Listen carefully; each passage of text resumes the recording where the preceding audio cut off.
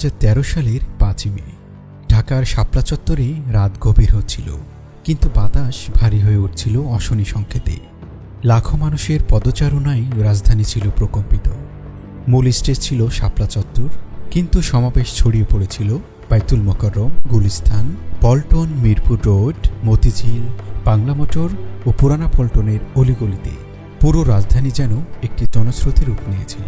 হেফাজতে ইসলাম তাদের 13 দফা দাবির পক্ষে আহ্বান করেছিল এই সমাবেশ। তাদের দাবি ছিল স্পষ্ট: ইসলামী মূল্যবোধ রক্ষা, ব্লাসফেমি আইন প্রণয়ন এবং ইসলাম অবমাননার বিরুদ্ধে কঠোর ব্যবস্থা। কিন্তু এই শান্তিপূর্ণ সমাবেশ কেমন করে এক ভয়াবহ সংকটে রূপ নিল তা আজও রহস্যে ঘেরা। এই আন্দোলনের পেছনে শুধু একটি ইসলামপন্থী সংগঠন নয়, বরং এর সঙ্গে একাত্মতা প্রকাশ করেছিল বিভিন্ন রাজনৈতিক শক্তি। জামাতে ইসলামী, ইসলামী ছাত্র শিবির এবং বিএনপি সহ বিরোধী রাজনৈতিক অঙ্গনের নেতাকর্মীদের অংশগ্রহণ ছিল পরোক্ষ ও প্রত্যক্ষ উভয়ভাবেই। যদি সেদিন সকল রাজনৈতিক দল একজোট হয়ে রাস্তায় নামত, তাহলে হয়তো বাংলাদেশের রাজনৈতিক ইতিহাসই অন্যভাবে লেখা হতো। কিন্তু ইতিহাস আমাদের একটি ভয়ঙ্কর রাত উপহার দেয়। রাত 11টার পর ঢাকার আকাশে বিদ্যুৎহীন নিকষ অন্ধকার। এই অন্ধকার ছিল পরিকল্পিত, ছিল রক্তমাখা নীল নকশার অংশ। শুরু হয় mission black out. Police, RAB ও বিজিবি বাহিনী সম্মিলিতভাবে এক নিষ্ঠুর অভিযান শুরু করে। মুহুর্মুহু টিয়ার গ্যাস, সাউন্ড গ্রেনেড ও রাবার গুলি ছোড়া হয়। নির্বিচার গুলির শব্দে প্রকম্পিত হতে থাকে রাজধানী। আতঙ্ক আর রক্তাক্ত আর্তনাদ ঢেকে দেয় রাতের নিস্তব্ধতা।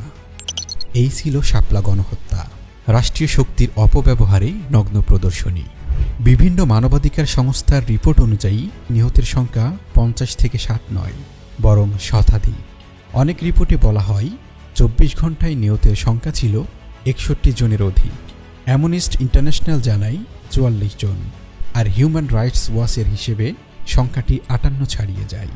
বাস্তবে নিহতের সংখ্যা আরও বেশি, কারণ অনেক লাশ তুলে নেওয়া হয়েছিল রাতের আধারে, যার কোনো সরকারি বেসরকারি হিসেব নেই।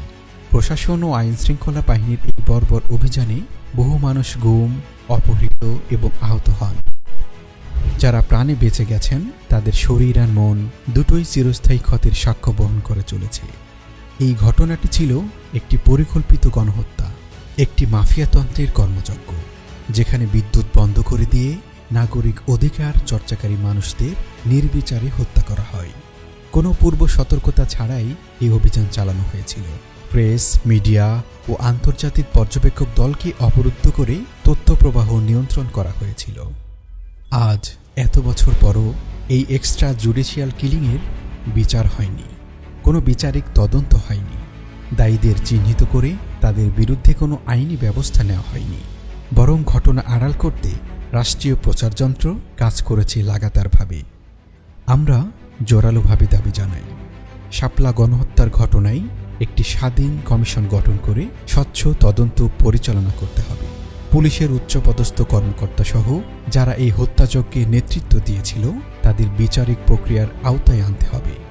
রাষ্ট্রীয়ভাবে শাপলা গণহত্যা দিবস ঘোষণা করতে হবে। নিহত ও আহতদের পরিবারকে রাষ্ট্রীয়ভাবে ক্ষতিপূরণ দিতে হবে। রাষ্ট্রের পক্ষ থেকে দুঃখ প্রকাশ ও দায় স্বীকার করতে হবে এই জঘন্যতম মানবাধিকার লঙ্ঘনের জন্য। সুষ্ঠু ও নিরপেক্ষ তদন্তের মাধ্যমে শহীদদের প্রকৃত সংখ্যা নির্ধারণ করে একটি পূর্ণাঙ্গ তালিকা প্রকাশ করতে হবে। এই হত্যাকাণ্ড ভুলে যাওয়ার নয়। যারা ইতিহাস মুছে ফেলতে চায় তারা নিজেরাই ইতিহাসের কালো অধ্যায় হয়ে থাকে। শাপলা চত্বরে শুধু একজনের নয়, শত শত মানুষের রক্ত মিশে আছে। আমরা ভুলব না, আমরা থামব না।